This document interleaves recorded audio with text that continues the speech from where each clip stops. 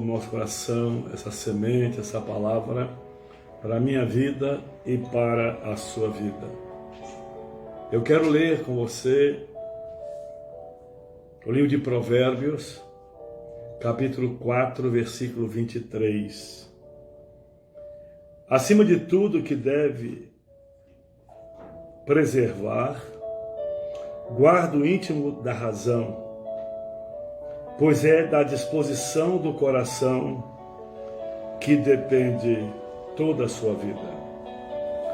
A outra tradução diz: acima de tudo que deves guardar, guarda o teu coração, porque dele procede as palavras de vida. Deus quer nos ensinar neste culto, através da sua palavra, como preservarmos, como guardarmos o nosso coração. O nosso coração é a sede dos nossos sentimentos, a sede das nossas decisões. É importante nesta hora você saber que esse coração que um dia você determinou entregar para o Senhor Jesus Cristo, ele agora pertence a Deus e se tornou a sede do mover de Deus. Que Deus abençoe a sua vida, a sua família, e que essa palavra desça da nossa mente ao nosso coração e produza a vida de Deus em nós. Que Deus abençoe a sua vida. Já quero lembrar que domingo que vem nós teremos a ceia do Senhor.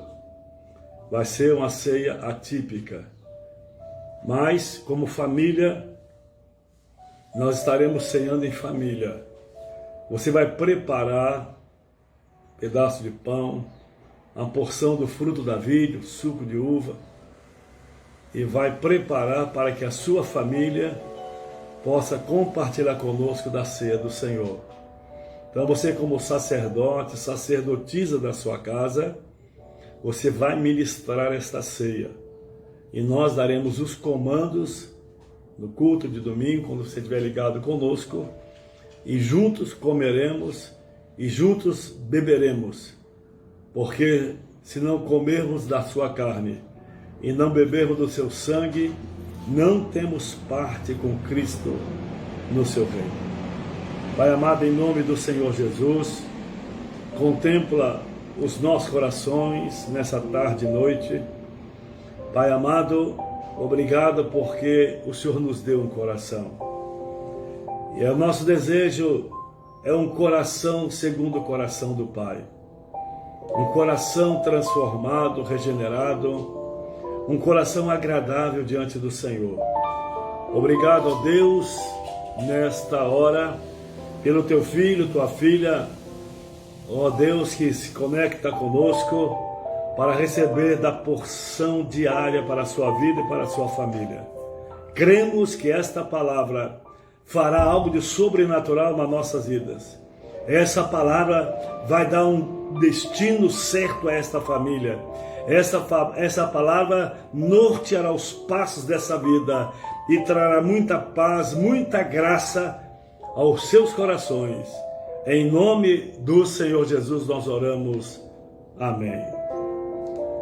Acima de tudo, o que se deve preservar, guardar, é guardar o íntimo da razão. Então, o nosso coração é o depositário fiel de Deus. A Bíblia diz que Deus, Ele pede, nos pediu, quando passamos pelo processo da salvação, Ele diz: filho meu, dá-me o teu coração.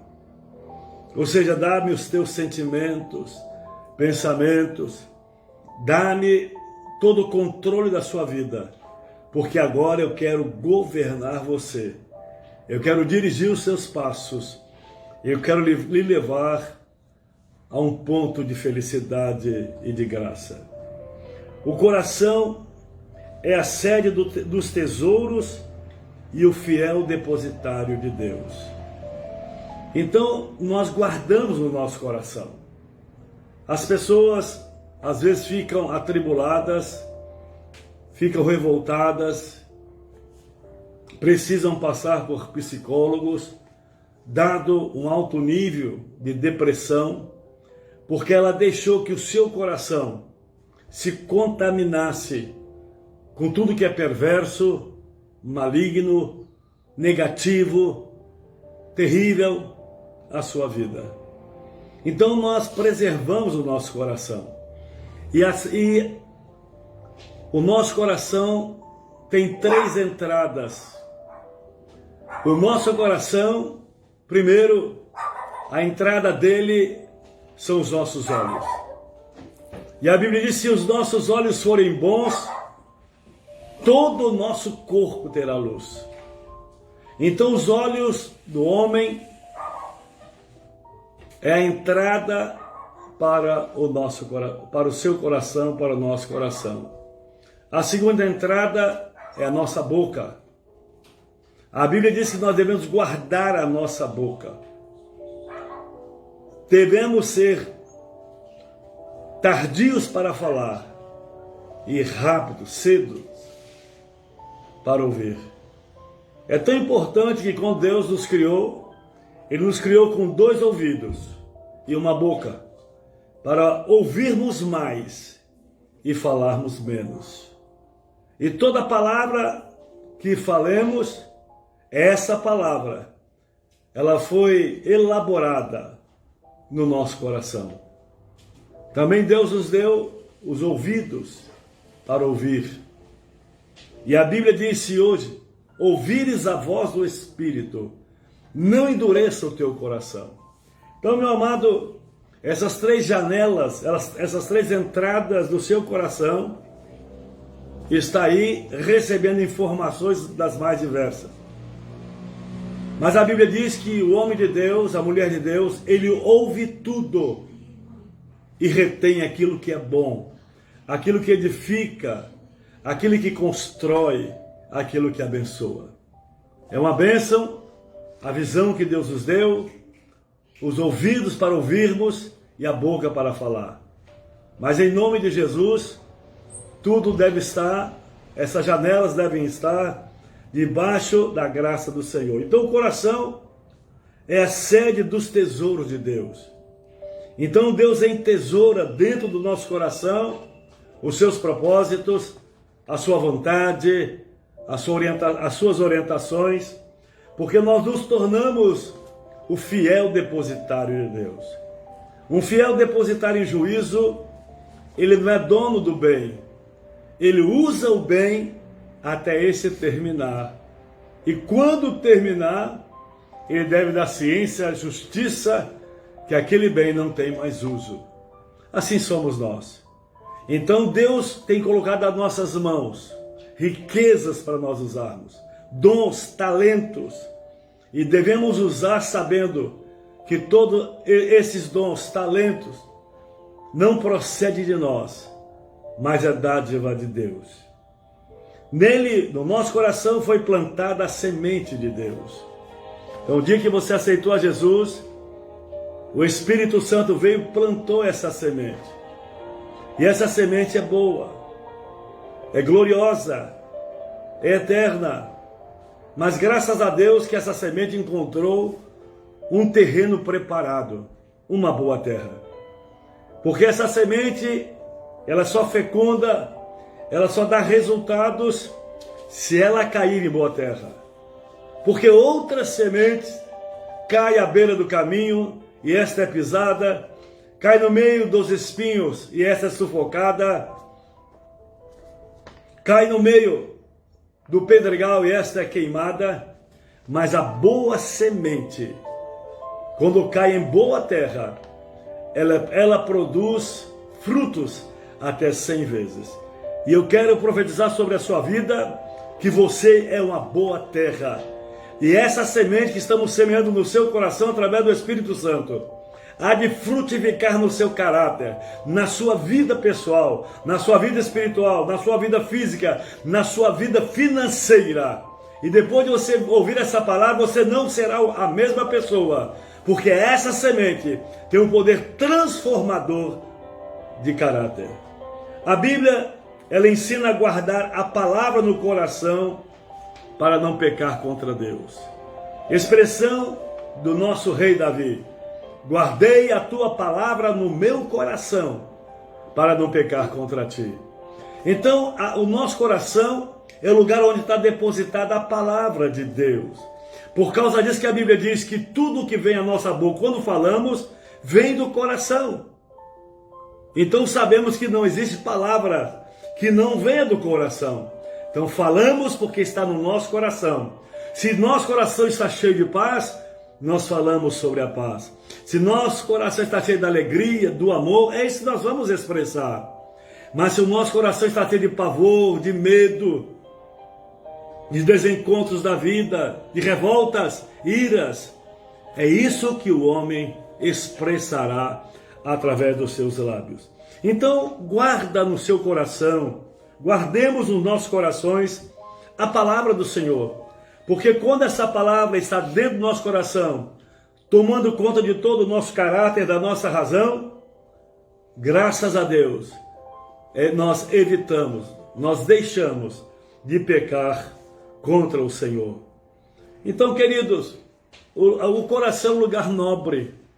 A Bíblia Jesus falou sobre o coração, né? O que você tem no seu coração, qual o tesouro que você tem no coração. Então o coração é o lugar dos tesouros e tudo que é nobre. Então, quando Jesus falou para juntarmos tesouro nos céus, não na terra, porque o tesouro da terra a ferrugem destrói, o ladrão rouba, mas o tesouro entesourado nos nossos corações que vem de Deus, ele é eterno e ninguém pode roubar esse tesouro glorioso que Deus tem colocado no seu coração, na sua vida. Você é um tesouro particular de Deus. Malaquias capítulo 3, versículo 17, a Bíblia diz que nós somos tesouro particular de Deus. Isso é muito importante, sabermos que o nosso coração está no Senhor e o Senhor está no nosso coração. A primeira coisa, depois dessa introdução, que nós queremos te aconselhar, é colocar o seu coração em Deus. Nessa hora de guerra, de lutas, nessa hora de pavor em toda a terra, onde homens e mulheres estão preocupados com a sua saúde, família, com o seu futuro, é importante que coloquemos o nosso coração em Deus, o centro da nossa vida, sabendo que Ele está no controle de cada passo da nossa vida. Nada acontece neste mundo se não for debaixo da permissibilidade de Deus e para com o povo de Deus, a vontade dEle. Então, meu amado, coloque o seu coração em Deus. Quem sabe você está colocando o seu coração nas notícias da mídia, você está colocando o seu coração nos argumentos humanos, nas informações devastas, você está colocando o seu coração em tantas coisas e está esquecendo de colocar o seu coração em Deus. Quando temos o coração em Deus, nós temos fé, temos convicção, temos confiança que aquele que começou a boa obra há de completá-la em Cristo Jesus. Deus, Ele escolheu o coração para falar com o homem. Então a Bíblia diz lá em capítulo 10, verso 9 e verso 10 de Romanos: se você crer com o seu coração, confessar com a sua boca e crer com o seu coração, você é salvo. Então Ele escolheu, Deus fala ao nosso coração. Se hoje ouvires a voz do Senhor no seu coração, não endureça. Faça o seu coração acessível à voz de Deus. Não se retenha, não se enclausure debaixo das suas necessidades, dos seus problemas. Porque as mesmas aflições que você tem passado, nós temos passado, certamente todo o povo de Deus está passando na face da terra. Mas você e eu devemos colocar o nosso coração em Deus para que Ele possa nos falar. Deus quer falar coisas lindas a você do recôndito do seu coração. É você e Ele. É algo pessoal. Pare em nome de Jesus. Esses dias que você está em casa, sem as atividades profissionais, nessa quarentena. Então pare, comece a ouvir a voz de Deus, dê lugar ao Senhor, seja sensível ao Senhor, promova um ambiente no seu coração, atraia ao Senhor para que Ele possa falar ao seu coração e ministrar a sua vida. O coração foi escolhido para ser a sede da fé.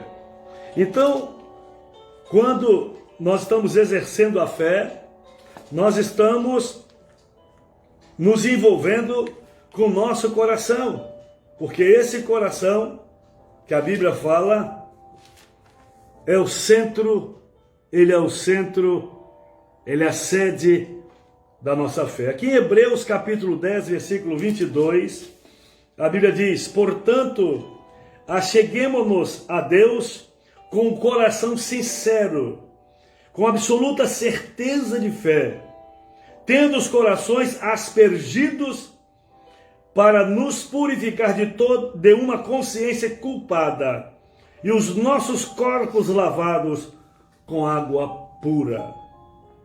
Primeira coisa, acheguemos a Deus com um coração sincero. A Bíblia diz que um coração sincero e quebrantado, Deus jamais o desprezará.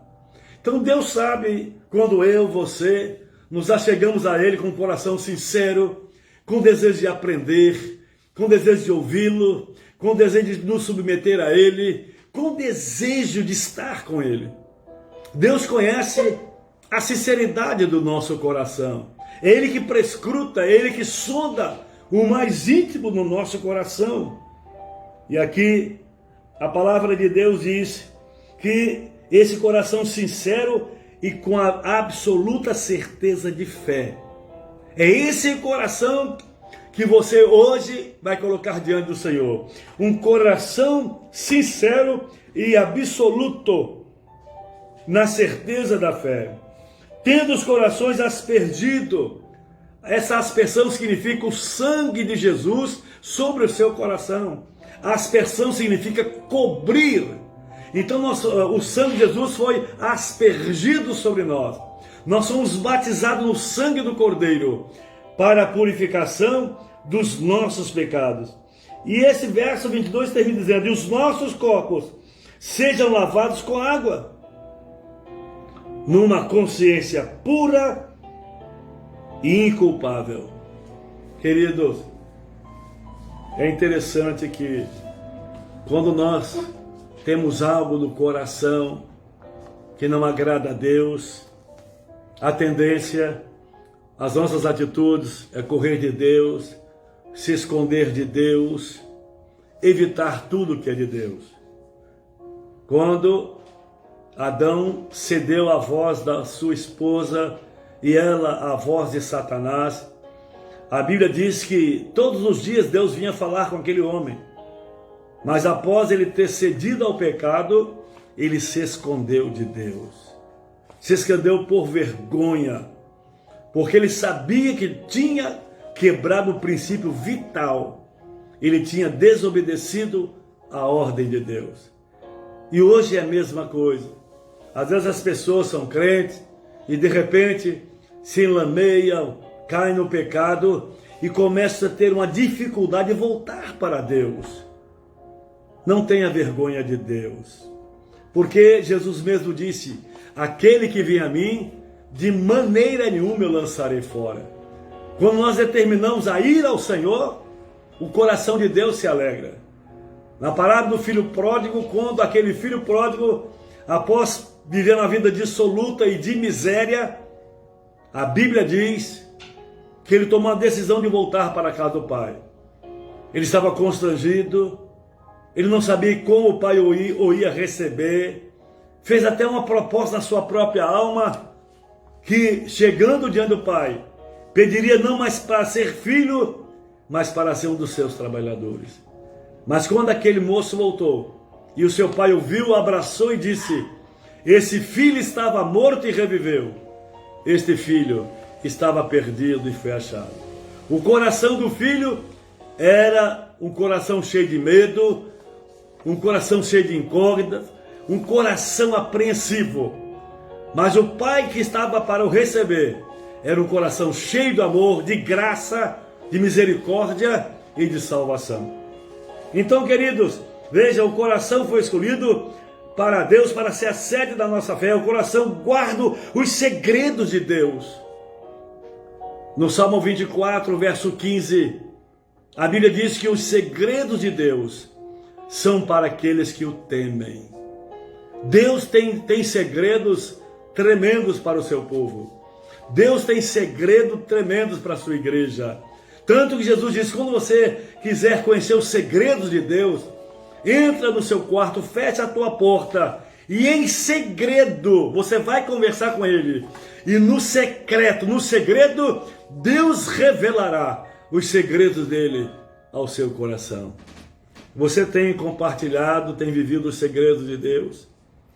A Bíblia diz que o homem ímpio natural, ele não consegue entender nem receber os segredos de Deus. Os segredos de Deus é para aqueles que andam com o Senhor e guardam os seus mandamentos. Em qualquer circunstância devemos vigiar e guardar o nosso coração. Às vezes o ambiente, às vezes a companhia, às vezes a hora que estamos com algumas pessoas, a tendência é perder a guarda do coração. Seja vigilante, vigia, porque Satanás, o vosso adversário, anda em vosso derredor, tentando a quem possa tragar. 1 Pedro 5, 8. Então, querido, vigie e guarda o teu coração, para que o inimigo não roube o que o Senhor tem dado.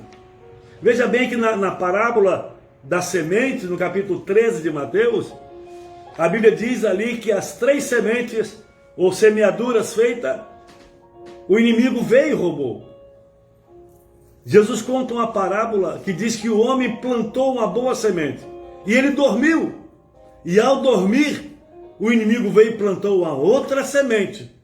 E quando ele acordou, tal foi a sua decepção. No meio do seu plantio estava uma erva daninha. Vigia, para que Satanás não venha semear no seu coração sementes daninhas, sementes malignas, para transtornar a vontade e os propósitos de Deus sobre a sua vida. Segundo, o primeiro foi coloque o seu coração em Deus. Segundo, o coração pode ser roubado. Satanás é um ladrão de coração. Ele, a Bíblia diz, veio para matar, roubar e destruir. Mas Jesus, ele veio para dar vida e vida em abundância. O capítulo 10 de João fala sobre o pastor e a ovelha. O suprimento do pastor para a sua ovelha.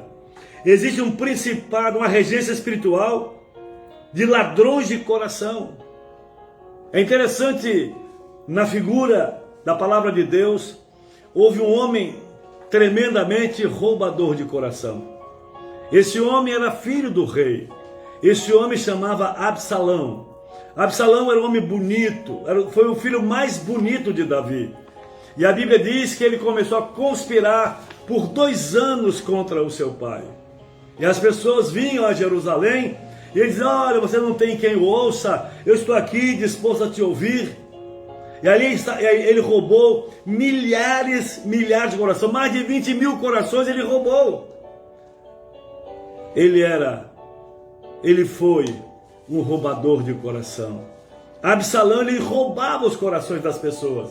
E essas pessoas agora estavam com outro sentimento, um outro pensamento contrário ao rei Davi. E o final foi que quando Absalão tentou erguer o seu trono, o seu reinado, Davi teve que sair às pressas de Jerusalém. Mas foi Deus que colocou Davi no trono. E Absalão, roubador de coração, teve a morte devida a que todos os ladrões de coração têm. Não deixe que ninguém roube o seu coração. Não deixe que ninguém roube a sua fé. Não deixe que ninguém roube a sua esperança. Você está no caminho certo. Você está no lugar certo. Deus te colocou nesta igreja. Deus te colocou neste rebanho para que você seja profícuo, abençoado, próspero. Não tome outra decisão em nome de Jesus. Enche o seu coração da graça de Deus. Muitos estão roubando no casamento. Há casais que são roubados no casamento, na aliança. Entrou um terreno e roubou o coração do amado.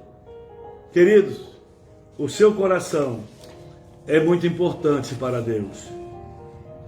E é esse coração que Deus quer fazer algo de sobrenatural. Alguns são roubados até no discipulado.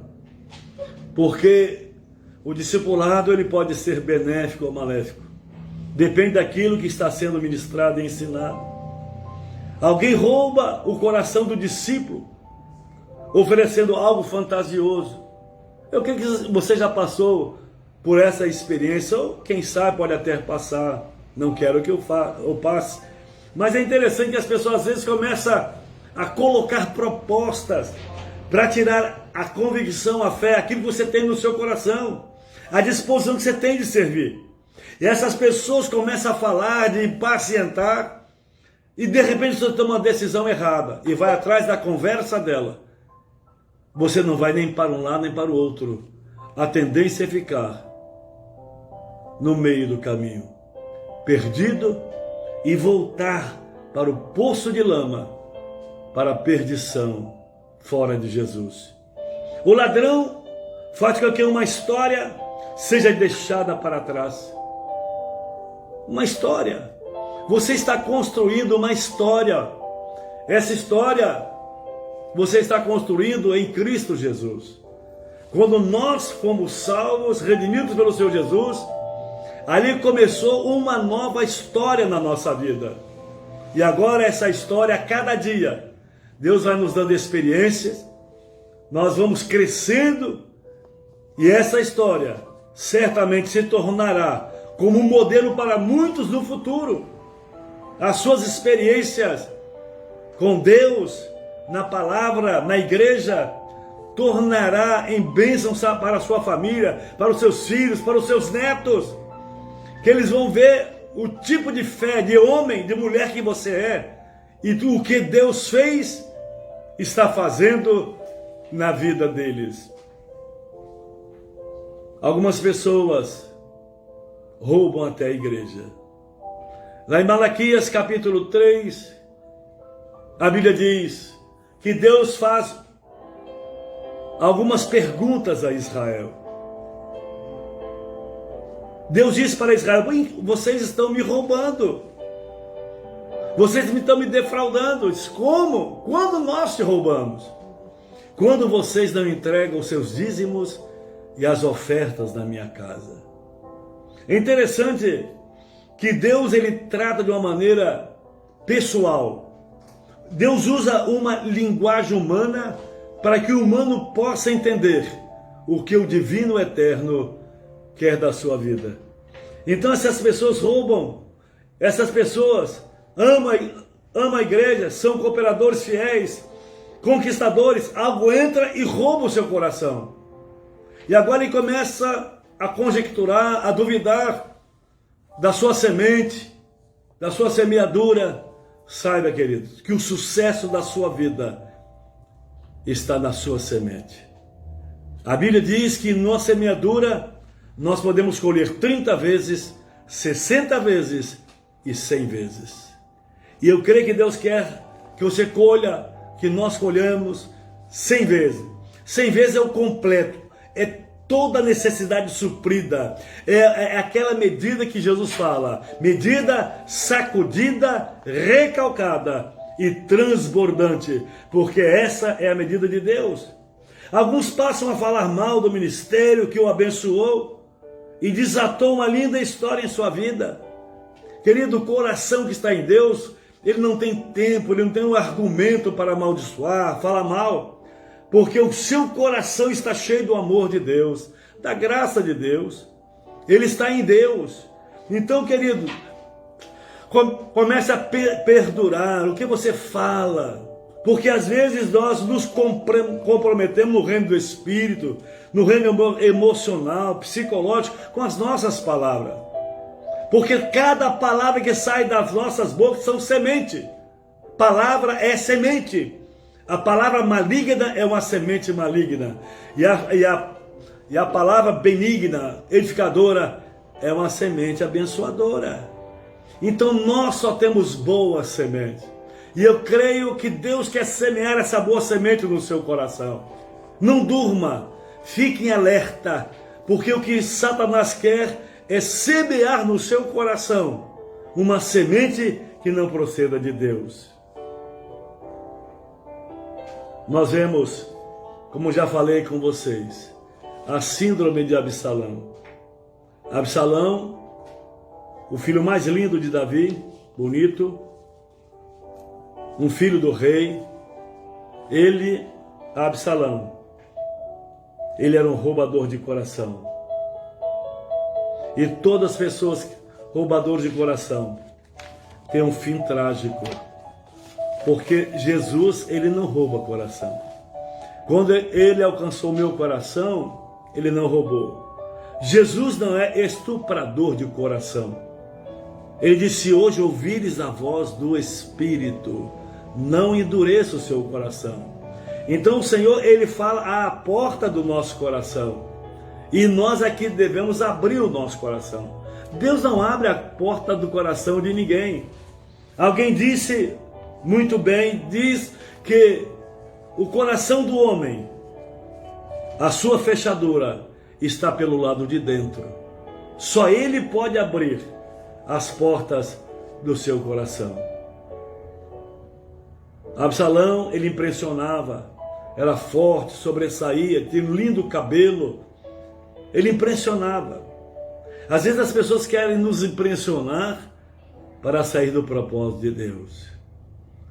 Fique firme no Senhor. Ninguém rouba o coração de alguém se não tiver uma formosura, uma proposta, uma estratégia, uma forte artimanha. Ele impressiona. Eva, ela foi impressionada no jardim do Éden, mesmo sabendo a vontade do Deus eterno. Ela ficou impressionada, porque a maior proposta que Satanás colocou aos seus ouvidos é que eles seriam igual a Deus e não dependeriam mais de Deus. As características do ladrão de coração, a sua personalidade é de ser alguém de influência, de expressão. Absalão era filho do rei. Não se impressione. Fique firme nos propósitos do Senhor. Eu quero rapidamente colocar algumas características do ladrão de coração. Ele é um competidor de unção. Unção não se compete. Nós não competimos no reino. Nós, como filhos de Deus, ministros do Senhor, como muitos milhares e milhares nessa nação temos, e até milhões, quem sabe, de ministros do Senhor, pastores, pastoras, homens e mulheres ungidas. Então o crente, ele não foi salvo para competir, ele foi salvo para cooperar. Nós somos cooperadores de Deus, nós somos lavoura de Deus e edifício de Deus. Então a gente vê que quando as coisas começam a entrar pelo caminho da competição, Deus não está nessa situação. O reino de Deus não é feito de competição, não é baseado em competição, mas em trabalho, em entrega, sabendo que todas as coisas é para Deus. Como diz Romanos 11:36, porque dele e por ele e para ele são todas as coisas, glórias pois a ele eternamente. Amém. Amados, o ladrão de coração, ele quer plantar uma desonra. Existe um ditado que quem não tem problema não acusa. E o maior acusador do homem, você sabe quem é? É Satanás. Então esse desonrado, esse ladrão de coração, ele planta uma desonra por onde ele passa. Porque a semente dele é de desonra. Ele é desqualificado nas suas emoções, um eterno insatisfeito, tendo um coração pervertido.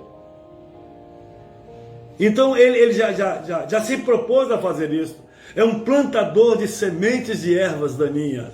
Mas você está firme no Senhor. Você tem procurado agradar a Deus. Eu creio que mesmo distante fisicamente um dos outros, Estamos com saudade de vocês por essa distância, mas sabemos que o mesmo Espírito que está sobre você está sobre nós, e Ele há de nos guardar santos e irrepreensíveis até o último dia. Esses desonrados, eles não respeitam o líder, é mentor de desonra no arraial, desonra o próprio trono que o sustenta. Amado, em nome de Jesus, você foi chamado para ser um homem de honra, uma mulher de honra, porque a Bíblia diz: a quem honra, honra. A honra é um caminho de via dupla. Então, quando eu honro, eu sou honrado. Então, quem é honrado ganha menos do que aquele que honrou, porque o mérito não está nem tanto quanto naquele que foi honrado, mas aquele que o honrou, que praticou o princípio da honra. No capítulo 3 de Provérbios, a Bíblia diz: honra ao Senhor teu Deus com todos os seus bens, suas primícias, e os seus lagares transbordarão de vinho, e os seus celeiros de trigo. A honra traz prosperidade, a honra traz alegria, a honra traz abundância de Deus, porque Deus é um Deus de honra.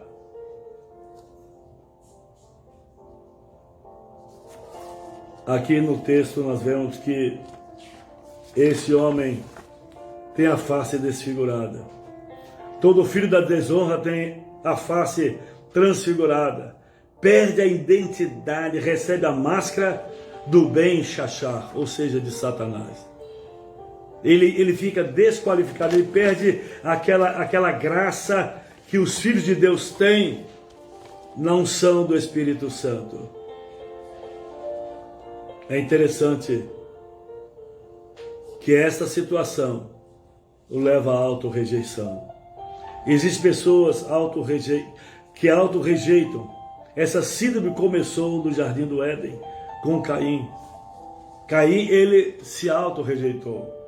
Deus não aceitou a oferta de Caim porque não tinha sangue, porque não era uma oferta igual do seu irmão. Deus não aceitou por causa do seu coração. Deus viu que aquela oferta estava ungida, untada de malignidade, de revolta, de concorrência. Caim era um homem que estava disposto a concorrer com seu irmão Abel.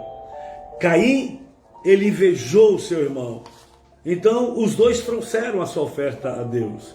E a Bíblia diz que Deus aceitou a oferta de Abel e não aceitou a oferta de Caim. Porque Deus não vê em si a oferta, Deus vê o coração do ofertante.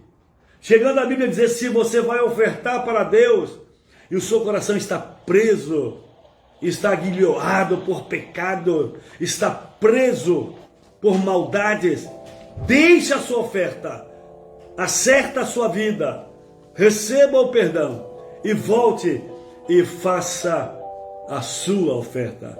Porque Deus, ele vê, acima de tudo, não a oferta, ele vê o coração do ofertante. E Deus hoje está vendo o seu coração. Ele quer que tenhamos um coração não como o de Caim, mas um coração como o de Abel. Absalão pensou que por ser o terceiro filho não herdaria nada no reino de Israel. Então ele se rejeitou. É interessante, porque sempre o filho que herdava o trono era o primogênito. Mas Israel foi tudo diferente. Deus disse: Davi, eu estou escolhendo a Salomão. Você sabe que Salomão, ele nasceu de Davi com Betseba, não no pecado, mas depois que Davi se reconciliou com Deus. É interessante como Deus contempla o coração. Coloque o seu coração diante do Senhor nessa noite. Absalão queria provocar uma guerra para matar os irmãos e tomar posse do trono. E em nome de Jesus, voltando ao texto sagrado, diz: acima de tudo, o que se deve preservar é a guarda do íntimo da razão. É onde está o centro da sua vida. O coração é o centro da sua vida, das suas emoções, dos seus sentimentos. É o centro aonde Deus semeou e quer continuar a semear a sua boa semente. Mas se nós dormirmos, certamente virá o inimigo e semeará uma semente maligna. Guarda o íntimo da tua razão, da tua mente. Coloca a sua mente à disposição de Deus. Seja conduzido pelo Espírito Santo, pois é da disposição do coração que depende toda a sua vida. É do coração que saem as palavras de vida. Quais são as palavras que têm saído da sua boca? Palavras de tristeza, decepção, medo. O que tem saído dos seus lábios? Deus nos chamou para sermos adoradores dele. Adoradores que o adorem em espírito e verdade. Todos já sabemos, estamos vivendo essa pandemia, esse mal que cercou toda a terra. Mas isso para nós como crente não é nada desconhecido. Porque antes que as coisas acontecem, Deus já avisa os seus profetas. Então, meu amado, saiba que o seu coração não pode sair da presença de Deus e do centro da vontade de Deus.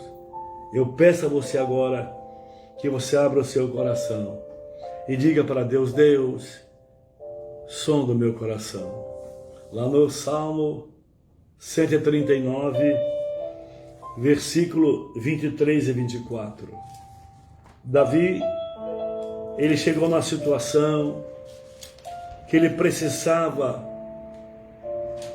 que Deus o sondasse o coração. Davi, ele disse: ó Deus, tem misericórdia em mim, veja o meu coração. Aqui no Salmo 139, verso 23 e 24. Ouça a declaração dele, quando ele diz: sonda-me, ó Deus, analisa o meu coração, prescruta o meu coração. Deixa Deus analisar o seu coração. Não tenha medo. Não tenha medo. Deixa Deus analisar, sondar o seu coração. Ele não vai sondar o seu coração para te condenar, nem trazer uma palavra de condenação. Ele vai sondar o seu coração para que nas coisas escondidas da sua alma, ele traga a sua mente e você possa confessar e abandonar o seu pecado. E ele diz: sonda-me, ó Deus, e analisa o meu coração. Examina-me e avalia as minhas inquietações. Davi estava com o coração inquieto. E você tem passado inquietações no seu coração? Como é que está o seu coração? De repente, você deixou que Satanás semeasse essa semente de inquietação.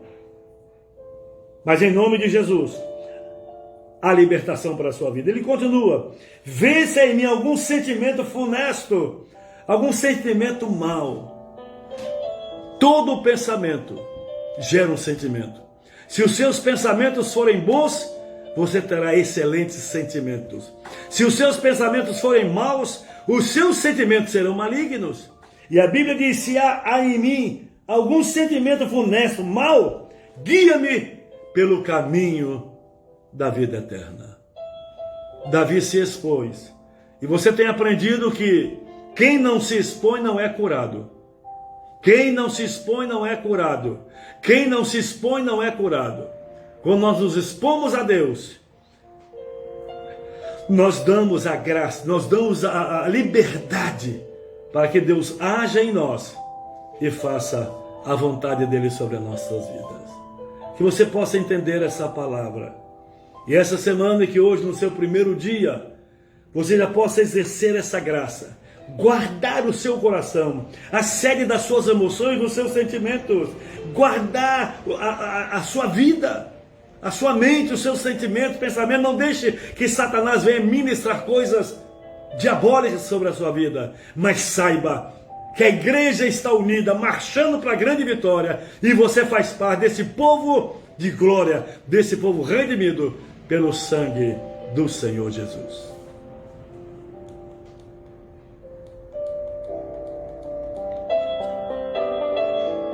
Nós vamos orar nesta hora.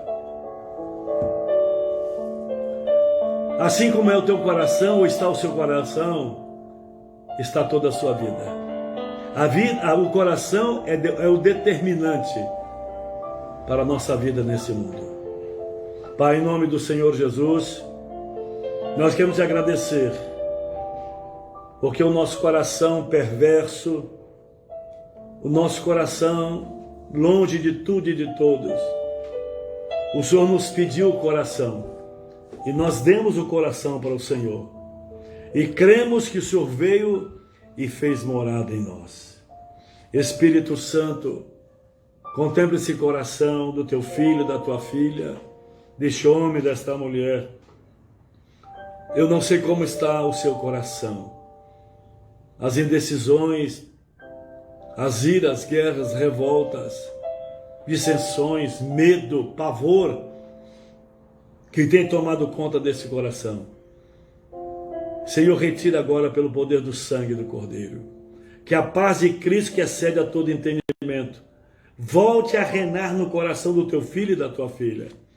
Que ele saiba, Pai amado, que não obstante ele não poder ir ao templo adorar ao Senhor, ele é o templo do Espírito Santo. Ele é a habitação de Deus. Senhor, em nome de Jesus, toda semente maligna que Satanás tentou colocar no seu coração, que seja arrancada agora em nome de Jesus, e seja plantada a boa semente, a semente de fé, de graça, de esperança, de amor, a semente do Senhor. Ó Deus, entregamos essa semana nas tuas mãos, sabedores que o Senhor está no controle e vai continuar no controle, porque sabemos, ó Deus, que o Senhor está no controle de tudo.